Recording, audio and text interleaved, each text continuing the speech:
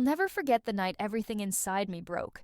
Imagine walking into what should be a celebration, your parents' anniversary dinner, only to be ambushed with laughter at your expense.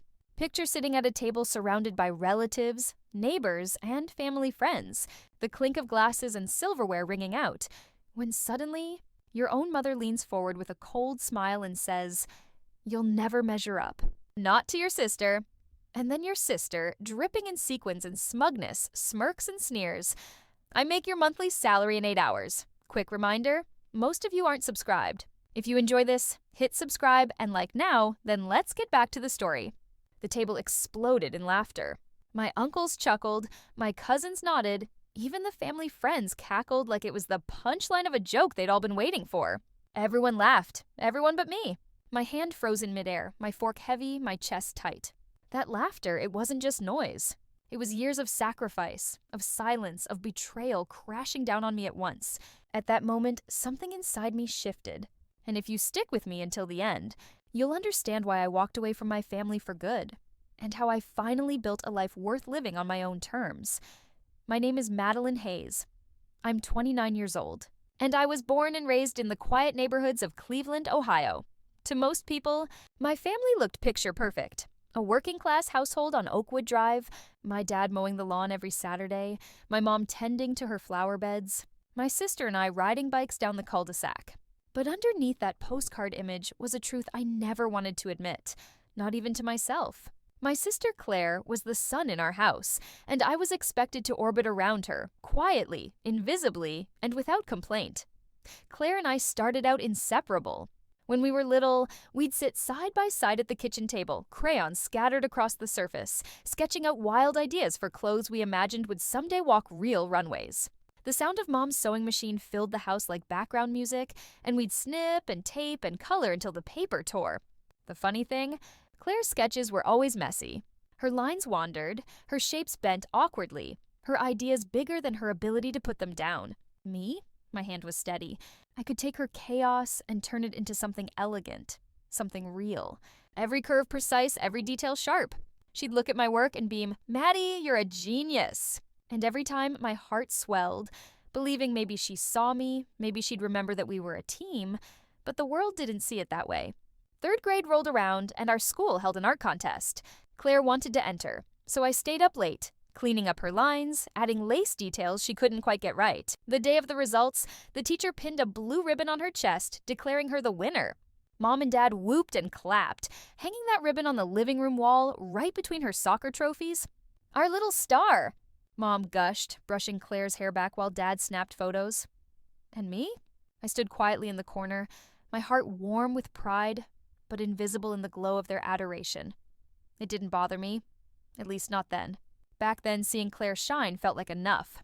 Every time she smiled, it was like her victory was mine too. That rhythm continued for years.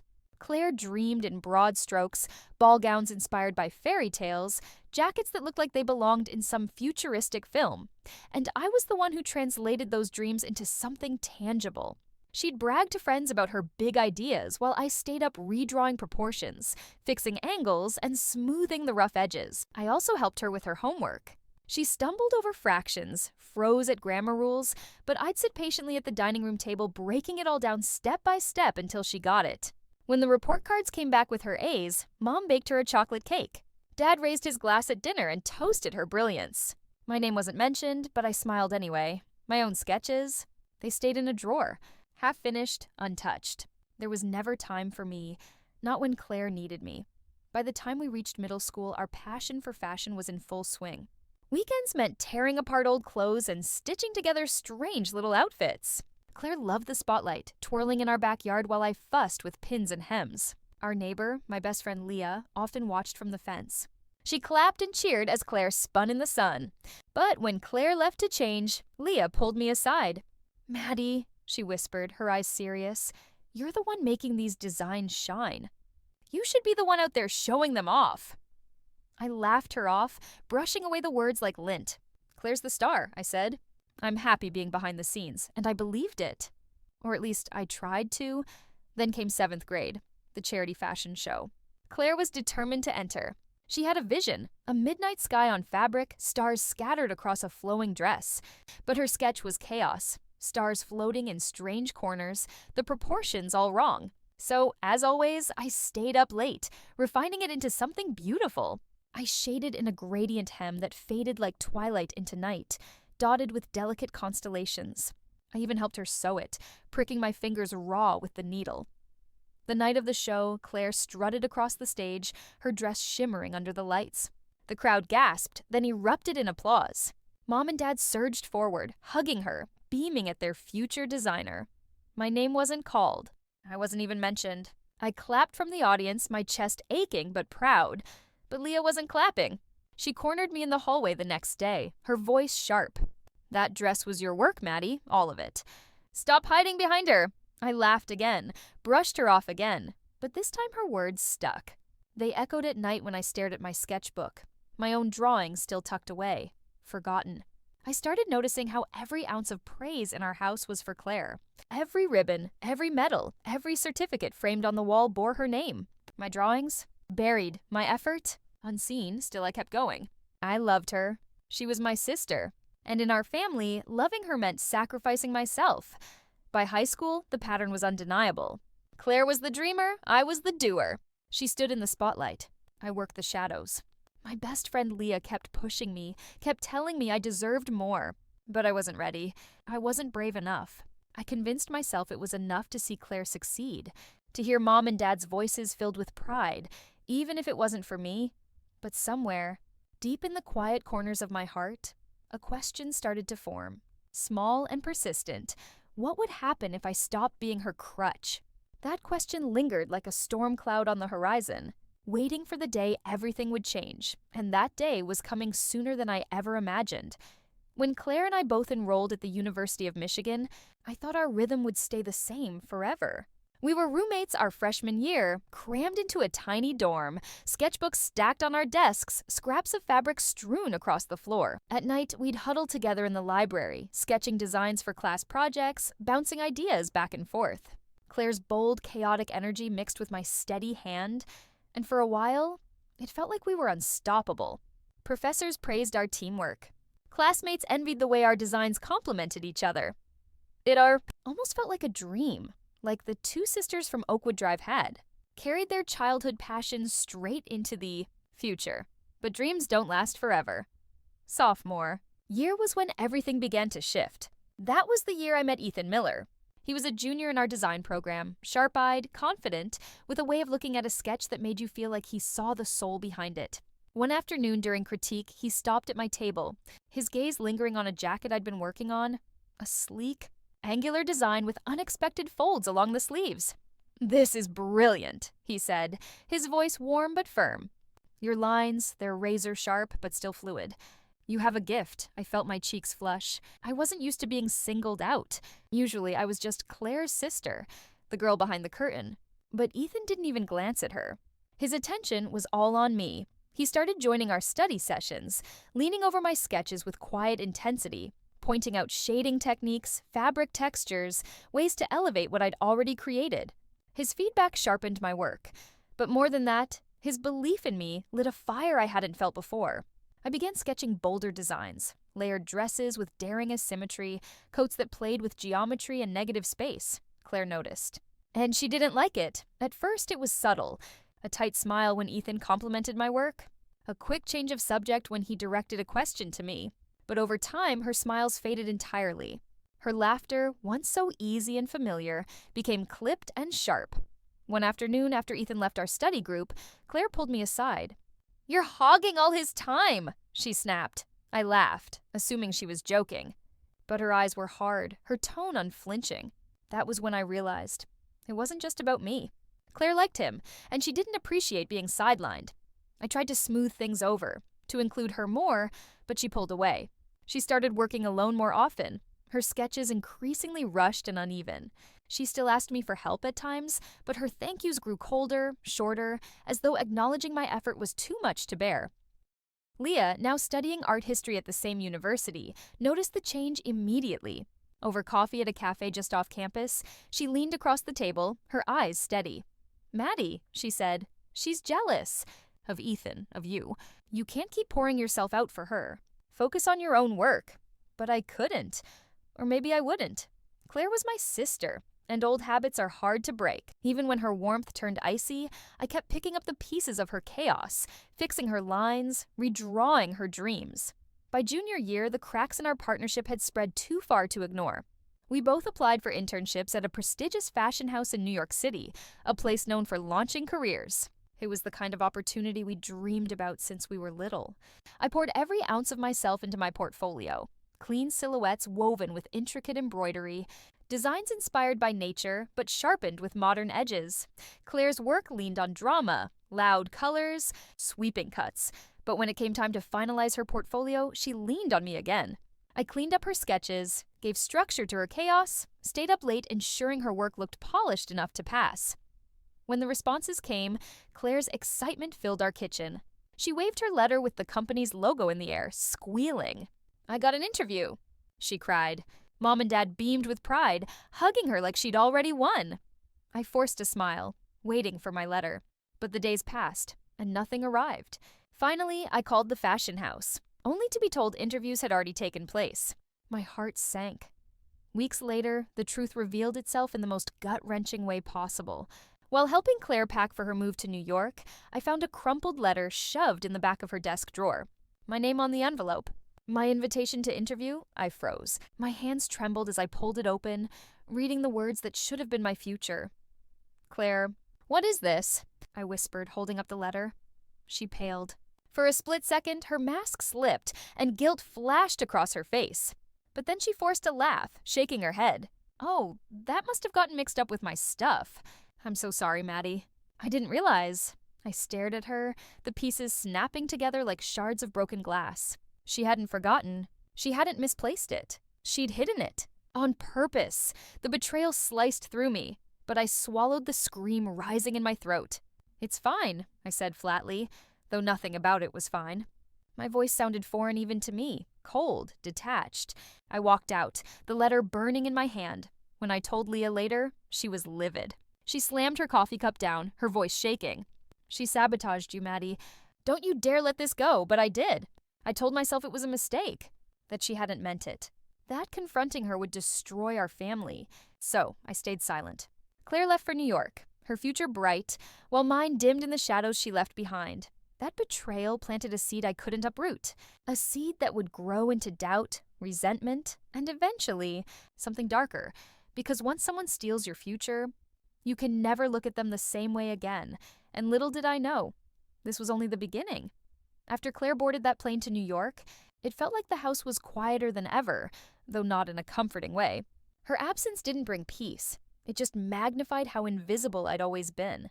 Mom and Dad filled the silence with stories about her new life. "Claire's internship is going so well," Mom would say over dinner. "Her boss says she has real vision." Dad chimed in with pride. "She's going places, Maddie. Just wait, she'll be famous." And me? I was stuck. I stayed in Cleveland, bouncing between jobs that had nothing to do with design. My first was as a cashier at a downtown boutique, folding clothes, smiling at customers, sneaking sketches into the margins of receipt paper whenever it was slow. The pay was terrible, so I picked up a second job as an office assistant at a small insurance agency. Filing paperwork, answering phones, fetching coffee. Days blurred into nights. My sketchbook gathered dust. Every time I opened it, my pencil felt heavier than it used to, like all the years of being overlooked had seeped into the pages. Meanwhile, Claire's life exploded online. Her Instagram became a glossy catalog of everything I once dreamed of. Glamorous events, polished collections, celebrity clients wearing clothes that had my fingerprints all over them. Even if no one knew it. Within a year, she wasn't just an intern anymore. She was a lead designer at a trendy LA fashion startup. Her name printed in local magazines. I watched from a distance, envy twisting inside me like a blade, though I buried it under layers of silence. 2 years after graduation, my silence cost me again. The insurance agency hit hard times and laid me off. I sat at Mom and Dad's kitchen table staring at my folded hands as I broke the news. Mom sighed, shaking her head. "You're almost 30, Maddie. Look at Claire. She's already running her own team. She wouldn't even meet my eyes." Dad didn't soften the blow either. "You're wasting your potential. You'll never make it if you keep drifting." Their words gutted me, echoing louder than they realized. I wanted to scream, to throw the hidden letter in their faces, to tell them Claire's shining career was built on a theft they'd never believe. But I bit my tongue, nodding as if I agreed. Claire's calls grew rare. And when they came, they weren't really calls. They were bragging sessions. "Guess who wore my dress at the gala last night?" She'd gush. Or, "You wouldn't believe how busy I am. Sometimes I don't even sleep." I congratulated her through clenched teeth, my own struggles unspoken. She never asked about me. Never once mentioned the interview letter. Mom and Dad didn't help. If anything, they made it worse. They taped Claire's magazine clippings to the fridge, paraded her accomplishments at family dinners, told anyone who would listen about their golden daughter. "She's our star," Mom said once, pinning a glossy photo above the stove. And I stood there, a ghost in my own family's story. Leah was the only one who refused to let me disappear. She dragged me out for coffee, shoved job postings in my face, begged me to apply for design assistant positions in New York or Boston. "You're not stuck, Maddie," she'd say fiercely. "You still have time to chase your dreams." I wanted to believe her. I wanted to dig my sketchbook out and pour my heart into it. But every time I tried, the pencil slipped, the lines faltered. I'd think of Claire's name in lights, of the applause she basked in, and my hand froze. One night, Mom invited me to dinner. I went, hoping maybe, just maybe, they'd ask about me, about my life, my plans. Instead, Mom spent the meal raving about Claire's latest triumph, a feature in a national fashion blog. Dad nodded proudly, saying, "She's proof hard work pays off." When I mentioned I was thinking of applying to a few design jobs, Mom chuckled softly, almost pitying me. "Maddie, you're not cut out for that world. You need something stable." I left early, my chest heavy, their dismissal replaying in my head. When I got home, Leah was waiting. I collapsed into tears, pouring everything out. The hidden letter, the job loss, the constant comparisons, the way they looked right through me. "Maybe they're right," I whispered. "Maybe I'm not cut out for this." Leah's eyes blazed. She grabbed my shoulders. "No, they're wrong. You've been carrying Claire's success since you were kids. She's not the star, you are. You just never let yourself see it. Start acting like it." She shoved my old sketchbook into my lap, flipped to a blank page, and pressed a pencil into my hand. "Draw something for you, not for her." I stared at the page, my hand trembling. Then slowly, carefully, I began to sketch. The lines came awkward at first, like muscles long unused. But with each curve, each shape, something stirred inside me. The dress I drew wasn't for Claire. It wasn't for Mom or Dad or professors or anyone else. It was mine. A bold design, clean lines, sharp edges, something that belonged only to me. It wasn't much, but it was a spark. Over the next few months, I worked in secret. Late at night, while the city slept, I filled pages with designs. Leah sat beside me, pulling out old sketches from college, helping me piece together a portfolio that screamed me instead of Claire's shadow. Every page was a step forward, away from years of invisibility. I didn't tell my parents. I didn't tell Claire. I didn't need their doubt poisoning what little courage I was building. This was mine. For the first time in my life, it was really mine. And then, one afternoon, at a fashion fair in downtown Cleveland, fate threw me a curveball. The event was buzzing with booths, designers, and curious shoppers. Leah and I had managed to secure a tiny table, displaying my sketches on a makeshift board, my portfolio spread out for anyone willing to stop and look. My palms were sweaty, my heart racing with every passerby who glanced and moved on. Then I heard a familiar voice. "Madeline Hayes," it said warmly. I looked up and froze. Ethan. He was older now, sharper, dressed in a tailored blazer that screamed success. His eyes widened when he saw my sketches. "It's been years," he said, flipping through my work.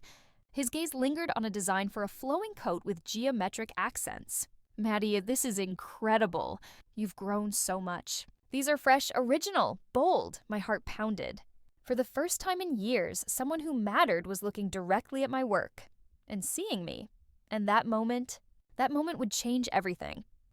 Standing at that booth with Ethan flipping through my sketches, I felt like the air in the room had shifted. For years, I'd been invisible, my talent buried under Claire's spotlight. And suddenly, here was someone who not only saw me, but believed in me. He closed my portfolio with a decisive snap, his eyes gleaming. "Maddie, I'm serious. These are extraordinary. I've been working as creative director at a rising label in New York. We're about to launch a capsule collection for a high-end retailer, and I want you to be part of it." The words hit me like a lightning bolt. Me? After years of dead-end jobs, quiet sacrifices, and being told I'd never measure up, me? I hesitated, fear whispering in the back of my mind. "Ethan, I don't know. It's been so long. I'm not sure if I'm ready." He leaned in, his voice steady, unwavering. "You've been ready your whole life. You just didn't believe it. Let me prove it to you." "Work with me." Leah nudged me hard under the table, her eyes wide, silently screaming, "Say yes." And I did. With a shaky smile and a pounding heart, I said, "Okay, let's do it." From that moment, my life reignited. Ethan flew me out to New York, and I was thrown headfirst into a whirlwind of fabrics, fittings, and late-night brainstorming sessions in his studio. For the first time in years, I felt alive. My designs weren't being tucked away in drawers or erased for Claire's sake. They were center stage. I poured myself into the project. I created a tailored coat with subtle geometric embroidery, a nod to the sketches I'd hidden years ago. I experimented with layered fabrics, mixing soft chiffon with structured wool, creating pieces that felt both sharp and dreamlike. Ethan pushed me to take risks, to trust my instincts. And with every design, my confidence grew. When the collection debuted, it was a hit. Fashion blogs buzzed with praise. Buyers leaned in, impressed by the originality, the precision, the vision. For the first time, my name, Madeline Hayes, was attached to something that mattered. Leah cried when she saw the reviews. "I told you," she whispered, hugging me tight. "You're not just good, Maddie. You're unforgettable." But success has a way of stirring old shadows. One evening, while Leah and I celebrated with cheap wine at my apartment, she set her glass down with a thud, her face serious. "I heard something," she said carefully. "From a friend in LA, Claire's been struggling. Her last 2 collections bombed. Clients are dropping her. If she doesn't land a big contract soon, she might lose her job." I froze.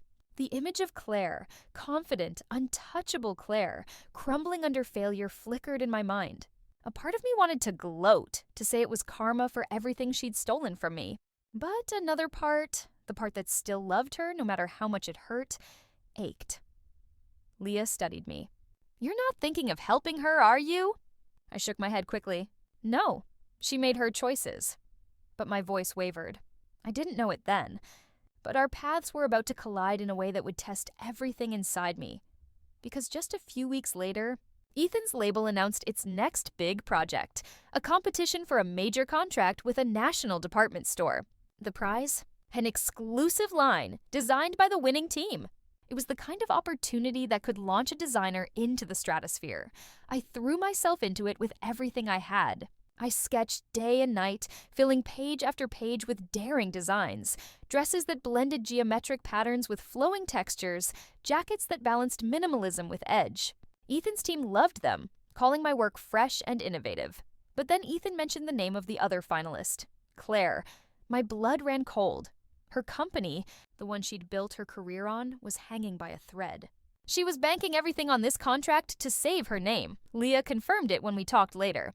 "She's desperate, Maddie. If she loses this, she's done." I saw her designs at a preview event. Bold but sloppy. Loud but hollow. They lacked the polish, the vision, the fire they once had. My work, in contrast, was sharp, confident. It didn't just whisper of potential, it shouted. The night before the final pitch, I lay awake in bed, staring at the ceiling. My heart thundered. If I won, I'd finally step out of her shadow for good. But it would also destroy her career. I picked up the phone and called Leah, my voice trembling. "If I win tomorrow, Claire loses everything. What does that make me?" Leah sighed. "It makes you someone who finally claimed what she deserved. Maddie, you don't owe her anything. Not after what she did to you." But I wasn't so sure. The thought of crushing my sister, even after all she'd done, left me sick. The next morning, I walked into the sleek Manhattan conference room, my portfolio clutched in trembling hands. I met Ethan's steady gaze, then looked at the executives waiting at the table. And I did something that shocked even me. I withdrew. "I can't," I told Ethan quietly. "Claire needs this more than I do." His jaw dropped. "Maddie, your work is stronger. You've earned this." But I shook my head. "I'll find another way." And with that, Claire's company won the contract by default. She was saved. And no one, not her, not my parents, not the world, ever knew what I gave up for her. I kept building my own career quietly. My designs gaining traction in boutiques across New York. Fashion blogs began calling me an emerging voice in American design. Ethan, though frustrated by my choice, kept me on for other projects. My name was growing little by little, but I said nothing to my family. Mom and Dad continued to gush about Claire, oblivious to my work. "She's back on top," Mom said proudly over the phone one night. I bit back the truth, that it was only because I stepped aside, because deep down, I was done chasing their approval. For the first time in my life, I was chasing something bigger. I was chasing myself. By the time my parents' 30th wedding anniversary rolled around, I thought I had built up enough resilience to handle whatever words they threw my way. I was wrong. The house on Oakwood Drive was dressed up like a fairy tale that night. Strings of warm lights twinkled across the backyard. Flowers bloomed from rented centerpieces. Laughter floated on the air as neighbors and relatives packed into the dining room. To anyone looking from the outside, it was a perfect celebration. But to me, it was a minefield. I wore a simple black dress, hair pulled back in a bun, no jewelry, nothing flashy. I told myself I wasn't here to compete. I was just here to show up, smile, and keep my distance. As I stepped through the door, Mom's eyes swept over me, and I saw the disapproval before she even opened her mouth. "Madeline," she said with a sigh that could cut glass, "you couldn't have tried harder? You look like you've given up on ambition altogether." Her words sliced through me, but I forced a tight smile and slipped into my seat at the crowded table. Across from me, Claire sparkled in a sequined gown that caught every light in the room. Her makeup was flawless, her smile wide, her posture that of someone used to being admired. Dad raised his glass for a toast, his voice booming, "To 30 years with the love of my life." Applause erupted, glasses clinked, and everyone cheered. For a moment, I let myself get lost in the sound, wishing I could pretend I belonged. But then Mom's voice cut through the air, sharp and deliberate. "You'll never be as good as your sister, Madeline." The table went silent for half a second, the words hanging heavy before Claire leaned forward with a smirk. "I make your monthly salary in 8 hours, she said, her voice dripping with disdain. The room erupted in laughter. Aunts and uncles chuckled knowingly. Cousins shook their heads in awe. Even the neighbors chimed in. Forks clattered, glasses tipped, the sound of their amusement like thunder pounding against my chest. I froze, my hand wrapped so tightly around my fork that my knuckles turned white. My cheeks burned, my heart throbbed in my ears. Their laughter wasn't just about money or success. It was every year I had been invisible, every sacrifice I'd made, every betrayal Claire had hidden. It was the stolen internship letter, the contract I'd handed her, the nights I'd stayed up fixing her lines while mine collected dust. I looked at Claire's smug smile, at Mom's satisfied expression, at Dad nodding in quiet approval, and I felt something inside me snap. Not with rage, but with resolve. I excused myself quietly, slipping into the kitchen. Behind the closed door, the laughter muffled, I leaned against the counter, my hands shaking. I stared at the tiled floor as years of silence crashed over me like a wave. I had spent my whole life swallowing their words, trading my dreams for Claire's, carrying the weight of being invisible. And in that kitchen, I knew. I was done. I pulled out my phone and typed a quick message to Ethan. "Are there any projects I can lead? Something big?" His reply came almost instantly. "Yes. We just secured a spot at Fashion Week. I want you to spearhead it." My heart pounded. Fashion Week, the dream every designer chases, the stage that could finally set me free. I walked back to the table, my fork untouched, my face calm. Claire chattered loudly about her latest runway show. Mom listened with glowing pride. Dad nodded as though she were royalty. No one asked me a single thing about my life, but it didn't matter anymore. Their validation wasn't my fuel. I smiled politely, sipping my water, while inside I was already sketching designs in my head. Bold shapes, daring lines, details that screamed everything I had ever buried. They didn't see me now, but soon they would. Later that night, after the party, I met Ethan at his studio. I poured everything out, Mom's cutting words, Claire's taunt, the echo of their laughter that still rang in my ears. Ethan leaned back, his expression serious but steady. "They don't see you, Maddie," he said firmly. "They never have. You gave up your internship, you gave up that contract, you've bent over backward for Claire your entire life. And still they tear you down. Stop trying to earn what they'll never give you. Prove it to yourself instead. His words lit a fire inside me. For the first time, I didn't just want to succeed, I needed to. Not to prove my family wrong, but to prove myself right. "I'm done staying quiet," I said, my voice steady. "I'm taking this showcase and I'm going to make it undeniable." Ethan's eyes gleamed with pride. "That's the Madeline I know." We clinked coffee mugs in his studio like they were champagne flutes. And in that moment, I felt lighter than I had in years. Over the next few weeks, I threw myself into the Fashion Week project with everything I had. Ethan and I transformed the studio into a whirlwind of color and fabric. Mood boards lined the walls, fabric swatches littered the floor, late-night coffee cups piled high.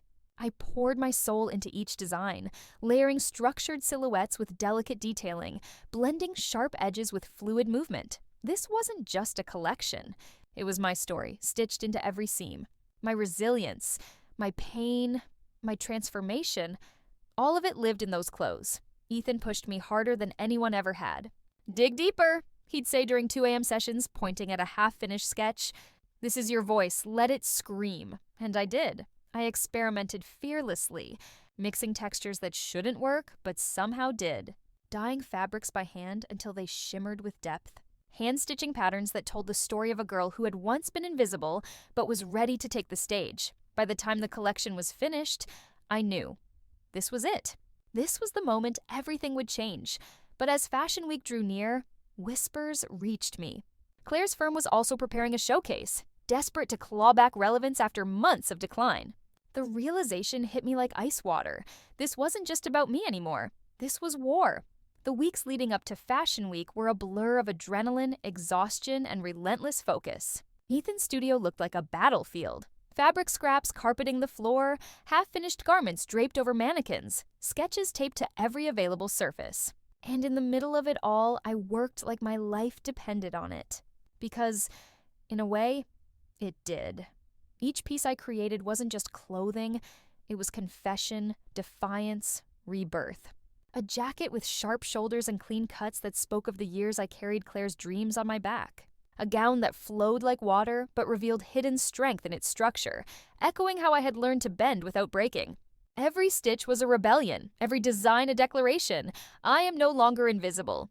Ethan was tireless, pushing me to dig deeper, to strip away hesitation. "You've got to stop designing like you're asking permission," he told me one night at 3 a.m. as we adjusted the hem of a skirt. "This is your voice, Maddie. Don't whisper, shout." So I shouted with fabric. Meanwhile, the whispers about Claire grew louder. Her company had pinned everything on this showcase. If it failed, she would lose her position, maybe her entire career. Rumors spread that her team was fracturing under pressure, that she was burning through assistants as quickly as she burned through ideas. Leah sent me screenshots of industry chatter from Twitter. "Claire Hayes is losing her edge." Her last line felt desperate. "She's banking everything on Fashion Week. Will she deliver?" I should have felt sympathy. But all I felt was the tightening in my chest, the inevitability that this collision was coming. The night before the showcase, I barely slept. I paced my apartment, staring out at the Cleveland skyline, my heart hammering. I kept thinking of the letter Claire hid, the contract I handed her, the anniversary dinner humiliation. Winning tomorrow wasn't just about success, it was about reclaiming every piece of myself she'd taken.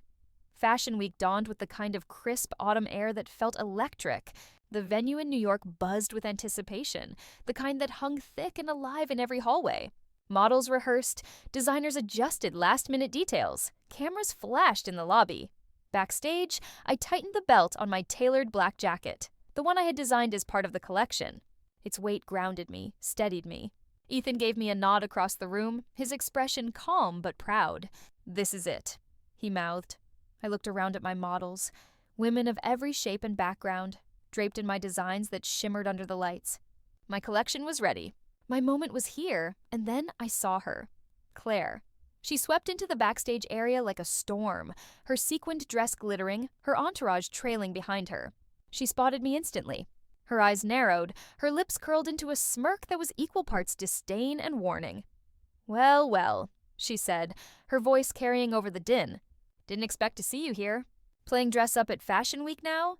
Her words cut, but I didn't flinch. Not this time. I met her gaze head on. "I'm not playing, Claire. I'm here to show them what real design looks like. For a moment, just a flicker, I saw panic flash in her eyes. Then she laughed, tossing her hair. "We'll see, little sister. We'll see." The showcase began. One by one, my models stepped onto the runway, the crowd erupting in gasps and applause. The first was the sharp-shouldered jacket, paired with sleek trousers that gleamed under the lights. Then came the flowing gown, its hidden structure revealed in the model's every step. Each look built on the last, a crescendo of power and elegance. I watched from the wings, my chest tight with both terror and exhilaration. And then the finale, the coat I had poured my soul into. A tailored masterpiece with geometric embroidery, shimmering like constellations stitched into fabric. As the model turned at the end of the runway, the lights caught the detailing and the audience erupted into cheers. Ethan leaned over, whispering in my ear, "You just made history." But my moment of triumph was short-lived, because next came Claire's showcase. Her models strutted out in bold colors and chaotic patterns, garments that screamed for attention but lacked cohesion. The audience clapped politely, but the murmurs were unmistakable. Too much. Derivative. Trying too hard. I could see it in Claire's face, even from backstage. Her confidence faltered, her smile stiffened. Her eyes darted nervously as the applause dwindled. By the time her finale dress appeared, a gaudy, over-designed mess of sequins and feathers, the room was restless. The applause that followed was polite at best, a shadow of the roar that had greeted my collection. And I knew. I had won. The next day, the industry headlines confirmed it. Madeline Hayes debuts as Fashion Week's breakout star, a fresh voice in American design. Claire Hayes struggles with chaotic line. My phone buzzed with messages. Offers from boutiques, requests for interviews, congratulations from peers. Ethan's grin was unstoppable. Leah cried on the phone, and for the first time, I felt like the world finally saw me, but Claire didn't take it quietly. Within hours, she unleashed a storm on social media, post after post, accusing me of sabotage, of stealing her ideas, of betraying family. "Madeline Hayes is a fraud," one of her tweets read. "She stabbed me in the back and everyone is too blind to see it." The comments exploded, some defending her, others calling her bitter, many speculating about a sister rivalry gone nuclear. I sat in my apartment, scrolling through the chaos, my chest heavy. Part of me wanted to fight back, to scream the truth about the letter she'd hidden, the contract I'd given up. But I didn't. Leah called that evening, her voice fierce. "Don't you dare respond, Maddie. She's desperate, and she's digging her own grave. You won fair and square. Let her burn her bridges." So I closed the app, turned off my phone, and took a deep breath. Because for once, I wasn't defined by her words. For once, I wasn't in her shadow. But deep down, I knew the storm was far from over. Claire wasn't done with me yet. In the weeks after Fashion Week, my life shifted like a tide finally turning in my favor. My designs were everywhere. Fashion blogs, boutique newsletters, whispered about at industry mixers. Orders rolled in faster than I could keep up with. Ethan and I worked day and night to fulfill them, our studio alive with the hum of sewing machines and the rustle of fabric. For the first time in my life, I wasn't chasing opportunity. Opportunity was chasing me. But as my world grew brighter, Claire's fell apart. Her outburst on social media hadn't just been reckless, it was career suicide. Fashion journalists dug deeper, uncovering patterns in her work that looked suspiciously familiar to existing collections. The whispers turned into articles. Has Claire Hayes been copying designs? Clients dropped her firm, one after another, unwilling to be associated with scandal. The same magazines that once printed her face now questioned her credibility. I told myself I should feel vindicated. That after years of betrayal, watching her unravel was nothing less than justice. But the truth? It twisted my stomach. She was still my sister. The same girl who once sat beside me with crayons at the kitchen table. The same girl who had called me a genius when we were kids. Before ambition curdled into jealousy, and then the phone calls started. At first, it was Mom. Dozens of missed calls stacked up, her number lighting up my screen at all hours. Then Dad, then Claire herself. Desperate voicemails spilled into my inbox. "Maddie, please just call me back. We need your help. She's drowning. You can't turn your back on family." I ignored them until the day they showed up at my apartment unannounced. It was a gray, rainy afternoon in Cleveland. I was in the middle of pinning fabric on a mannequin when a knock rattled my door. I opened it to find Mom and Dad standing there, soaked from the rain, looking smaller than I'd ever seen them. Mom's face was tight with urgency. Dad's shoulders slumped, his eyes avoiding mine. "Madeline," Mom said, stepping inside without waiting. "We need to talk." I set my pins down slowly, bracing myself. They sat on my couch, surrounded by fabric swatches and sketchbooks, a stark contrast to the world they'd never once acknowledged. "Your sister is in trouble," Mom began, her voice cracking. "She lost her job. The clients, the press, they've all turned on her. She's not the same." Dad's voice was low, almost pleading. "She needs a lifeline. You're doing so well now. Help her get back on her feet." I stared at them, my arms crossed, my chest heavy with years of swallowed silence. The betrayal of the hidden letter, the stolen contract, the humiliation at the anniversary dinner. And now, after everything, they wanted me to rescue the same sister who had tried to bury me? Why should I? My voice was steady, colder than I expected. Mom's eyes widened as if I'd spoken in a foreign tongue. "Because she's your sister. Family sticks together, family." That word had been used against me my whole life, twisted into a chain around my neck. I shook my head slowly. No, family doesn't steal your future. Family doesn't mock you in front of a room full of people. Family doesn't ask you to destroy yourself so someone else can shine. Claire made her choices. She doesn't get to lean on me now. Dad shifted uncomfortably. "Maddie, you don't mean that." But I did. I walked to the window, staring at the rain streaking down the glass, and let the words slip out. Words I'd been holding back since that dinner. "Finish your 8 hours first." The phrase hung in the room, bitter and sharp. Claire's smug words thrown back in their faces. Silence followed, heavy and stunned. Mom's face crumpled, but I didn't flinch. I had spent my life bending under their weight. That day, I stood tall. After they left, I blocked their numbers. And Claire's. No more calls. No more visits. No more begging me to sacrifice myself for her mistakes. And for the first time, the silence was liberating. A month later, I packed my life into boxes and boarded a plane to Seattle. Cleveland had become a graveyard of old ghosts, and I was ready for something new. The moment I stepped into my loft overlooking Puget Sound, I knew I'd made the right choice. The city pulsed with creativity, with fresh energy that matched my own. I set up a studio there, a bright, airy space filled with light, machines, and a small but dedicated team. Every morning, I walked in and felt a rush of purpose. My designs were gaining traction fast. Boutiques carried them from coast to coast. Bloggers called me authentic and visionary. The name Madeline Hayes finally stood on its own. Through it all, Ethan was by my side. Late one evening, after we finished sketching out a new sustainable line, he pulled me onto the balcony. The city glowed beneath us. The Space Needle lit up like a beacon. He reached into his pocket, his hands trembling just enough to make my heart race. "Madeline," he said softly, "will you marry me?" Tears blurred my vision, but my voice was steady. Yes, the wedding was small but perfect. Leah stood as my maid of honor, her laughter filling the room, her toast reminding everyone how long she'd believed in me. Under a canopy of string lights, Ethan and I danced like the world had finally aligned. In that moment, surrounded by people who actually saw me, I realized something profound. I didn't need my family's validation anymore. I had built something stronger, brighter, and real. But every victory came with shadows, because even in Seattle, even with Ethan and Leah by my side, I sometimes caught myself glancing at my phone, wondering if Claire would try again, if she would apologize, if Mom and Dad would ever see me for who I was.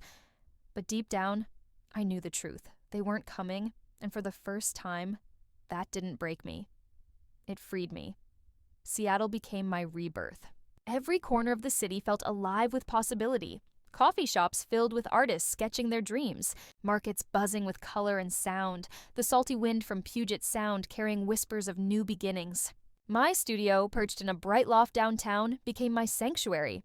Each day, my team and I stitched stories into fabric. We built capsule collections for boutiques across the country, experimented with sustainable materials, and pushed designs that blended bold geometry with fluid grace. Every sale, every article, every glowing review felt like oxygen after years of suffocation. I was no longer Claire's sister. I was Madeline Hayes.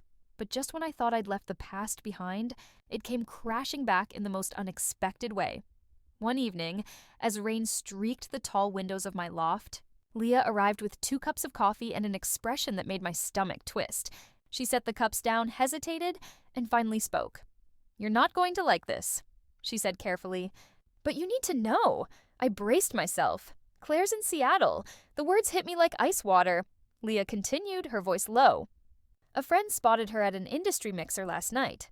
She's not working under her own name anymore. Apparently she's been trying to freelance for small labels, using aliases. She's desperate, Maddie." I felt the blood drain from my face. For months, I'd convinced myself that blocking her, cutting ties, had sealed that chapter.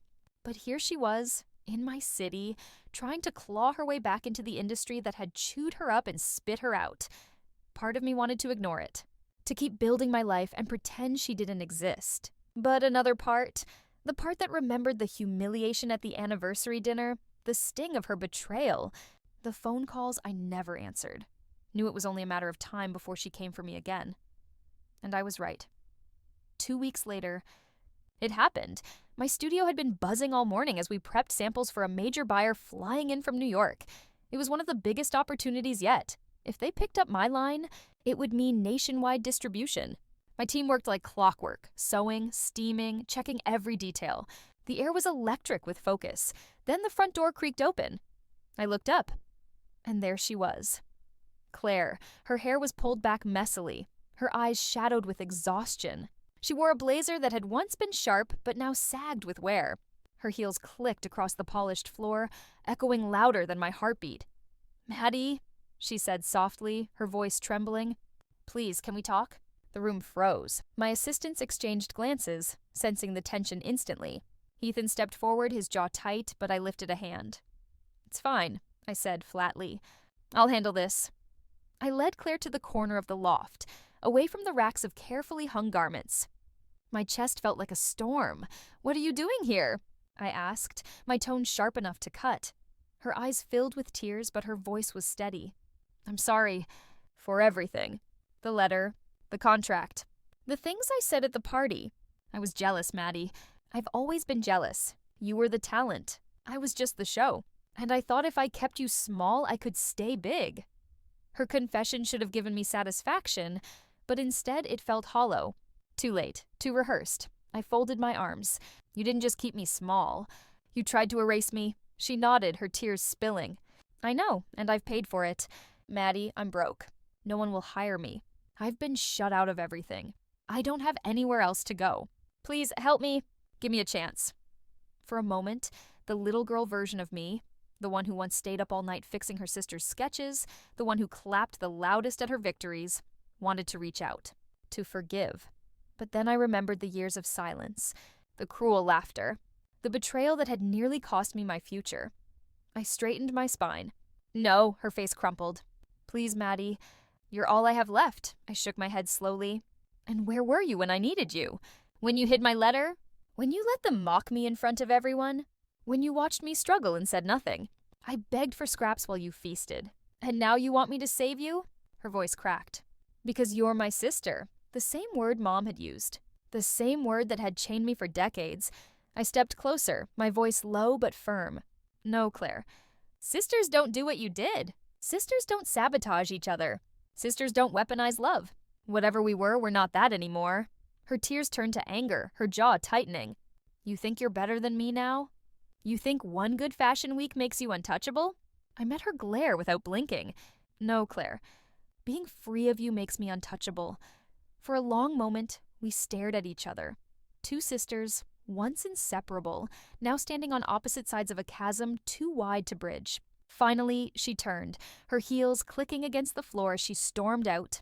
The room was silent. My team pretended to work, but I could feel their stolen glances. Ethan came up beside me, placing a steadying hand on my shoulder. "You okay?" he asked softly. I let out a shaky breath. "I will be." That evening, as I walked through the quiet streets of Seattle, the encounter replayed in my mind. Part of me felt relief. Another part felt grief. Because even though I had finally stood my ground, I couldn't shake the weight of what had been lost. The sister I once loved, buried under the wreckage of envy. But as I looked up at the glowing skyline, I realized something. My story wasn't about her anymore. It was about me, and I was just getting started. After Claire stormed out of my studio that day, I told myself it was over. The chapter was closed, the ties severed. I had faced her, stood my ground, and refused to be pulled back into her web. For the first time in my life, I thought I could finally breathe without her shadow pressing down on me. But Claire was not done. Not by a long shot. The next few months were a whirlwind. The New York buyer who had visited my studio signed a nationwide deal, placing my designs in major department stores from coast to coast. Suddenly, my name wasn't just whispered in boutique circles. It was on billboards, in glossy magazines, splashed across industry blogs. My studio doubled in size, my team expanded, and demand poured in faster than we could fill it. It was everything I had dreamed of as a child at that kitchen table, with crayons and fabric scraps. The success should have felt like pure joy, and in many ways it did. But deep down I braced myself, because I knew Claire too well. She wasn't the type to fade quietly into obscurity. The first sign came in the form of whispers online. Anonymous accounts accusing me of stealing designs, of exploiting interns, of sabotaging other designers. At first I dismissed them as noise. Every public figure deals with trolls. But then the accusations sharpened. Screenshots of supposed emails with my name on them circulated, claiming I'd bribed buyers and undercut smaller labels. Leah stormed into my loft one afternoon, shoving her phone into my hands. "Look at this," she hissed. The screen showed a long thread on Twitter, complete with grainy photos and fabricated stories. And at the center of it all, the same phrasing Claire had used against me before. "Madeline Hayes is a fraud." My stomach dropped. Ethan read over my shoulder, his jaw tightening. "It's her," he said flatly. "No one else would go this far?" I wanted to deny it. I wanted to believe Claire had hit rock bottom and wouldn't sink lower. But the evidence was clear. Her fingerprints were all over it. The desperation, the venom, the need to tear me down at any cost. The posts spread quickly. Some people dismissed them as gossip, but others latched on, eager for scandal. Reporters began reaching out for comment. Buyers asked questions. The industry buzzed with unease. I sat in my studio late one night, my phone buzzing with notifications, my chest tight with fear. After everything I'd built, everything I'd fought for, was it all about to unravel because of her lies? Leah slammed her hands on the table. "You have to respond. You can't just let this fester." But Ethan shook his head. "If you fight her publicly, she wins. She wants to drag you into the mud. Don't give her the satisfaction." I buried my face in my hands, torn between fury and exhaustion. "So what do I do? Sit here while she ruins me?" Ethan leaned closer, his voice steady. "You keep working. You let your success speak louder than her bitterness. The truth has a way of surfacing." His faith in me steadied my shaking hands. So I did what I'd always done. I kept creating. My team and I launched a new sustainable collection, bold yet practical, and the response was overwhelming. Reviews praised not just the designs, but the integrity behind them. Buyers doubled down, refusing to be swayed by rumors. But the real turning point came from somewhere I least expected. One morning, Leah burst into the studio, her face alight with urgency. "You need to see this." She pulled up an article on her phone. A fashion blogger, known for investigative pieces, had traced the anonymous accounts back to Claire. Every fake screenshot, every fabricated accusation, all linked to her email and IP address. The blogger laid it all out, receipts and all. The headline blared, "Disgraced designer Claire Hayes attempts to smear sister's rising career." The industry erupted. Where there had once been whispers, now there was outrage, directed not at me, but at her. Brands that had quietly distanced themselves from me now rushed forward with apologies. Support poured in from colleagues, buyers, and fans alike. Claire, once again, had burned herself to ash. I should have felt vindicated. I should have celebrated. And part of me did. But another part ached with a strange, hollow grief. Because this was final. There was no coming back for Claire now. No redemption, no rebuilding. She had destroyed herself with her own envy. That night, as Ethan and I sat on our balcony overlooking the glowing Seattle skyline, I let the silence settle between us. "She's really gone now," I whispered. Ethan wrapped an arm around me. "She did this to herself, Maddie. You can't carry her anymore." I nodded, tears prickling my eyes. "I know, sometimes I wonder what we could have been. If she had just let us shine together." He kissed the top of my head. "You're shining now. And this time, it's all you." I leaned against him, the city lights reflecting in the glass, and realized he was right. For the first time in my life, there was no shadow looming over me. No stolen letters. No mocking laughter, no cruel sister waiting to undermine me. There was only me. But as free as I felt, I couldn't shake one last question. Would I ever be able to forgive her? Not for her sake, but for mine? Months passed, and life in Seattle blossomed like spring after a long winter. My studio thrived, humming with energy, my team growing stronger and more inspired with each new collection. Orders came in from boutiques in Chicago, San Francisco, Miami, even overseas. My designs weren't just selling, they were being celebrated. For the first time in my life, I woke each morning with purpose instead of dread. I wasn't the forgotten daughter, the overlooked sister, the shadow behind someone else's success. I was Madeline Hayes, designer, creator, survivor, but even as my career soared, Claire lingered like a ghost in the corner of my mind. News of her downfall spread quickly. The blogger's expose had sealed her fate, her credibility shattered, her reputation beyond repair. She disappeared from the industry, her name spoken only in hushed tones as a cautionary tale. I didn't hear from her again. Not a text, not a call, not even a bitter email. It was as if she'd vanished. And strangely, that silence hurt more than her attacks ever did, because it reminded me of what we had lost, not just as rivals, but as sisters. Leah noticed my quiet moments. One afternoon, as we sat at our favorite coffee shop, she studied me with concern. "You're thinking about her again, aren't you?" I nodded, staring at the steam rising from my cup. I keep wondering if I should have forgiven her. If maybe, in another life, we could have found a way back to each other.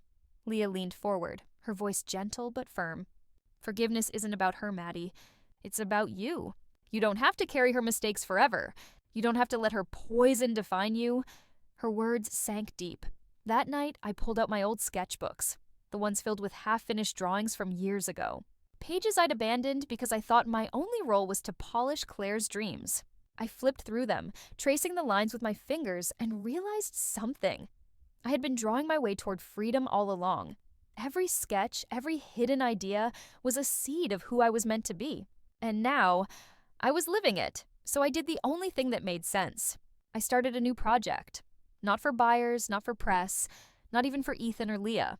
Just for me. I called it the Phoenix Collection. Each piece told a chapter of my story. Dresses that began in muted tones and blossomed into vivid colors, symbolizing rebirth. Jackets with hidden embroidery inside the lining. Reminders that true strength often lives where no one can see it. A finale gown that shimmered like fire itself, bold and unapologetic. When I unveiled the collection at a private show in Seattle, the response was overwhelming. People wept, applauded, stood to their feet. Ethan squeezed my hand, pride shining in his eyes. Leah shouted louder than anyone in the room. But for me, the triumph wasn't in the applause. It was in the silence afterward, when I stood alone on the runway, staring at the clothes that carried my story. I had risen from the ashes. I had become my own phoenix. Weeks later, Ethan and I sat on our balcony, the city glittering beneath us. He wrapped his arm around me, his voice quiet. "You've built something incredible, Maddie. Do you realize that?" I smiled, leaning into him. "Yeah, but the best part isn't the success. It's that I finally believe in myself. For the first time ever, I don't need anyone else's approval." He kissed my forehead. "That's the woman I fell in love with." And just like that, I knew the story of my life wasn't about betrayal or envy or shadows. It was about transformation, about finding the courage to step out of someone else's light and create my own. Looking back now, I understand something I couldn't before. Your worth isn't measured by those who fail to see it. It isn't measured by family who compare you, by a sister who sabotages you, or by voices that try to dim your light. Your worth is yours. And the moment you choose yourself, you begin to rise. To everyone who's followed my story, thank you. You've seen me stumble, sacrifice, and finally stand tall. If there's one lesson I hope you take away, it's this. Never let anyone convince you that you are less than you are. Let go of the shadows. Step into your own light. And if you're watching this right now, I'd love to know, where are you tuning in from? Which country and city are you watching from? Don't forget to subscribe for more stories like this, because sometimes the hardest battles we fight aren't against others, they're against ourselves. And when you win that battle, you become unstoppable.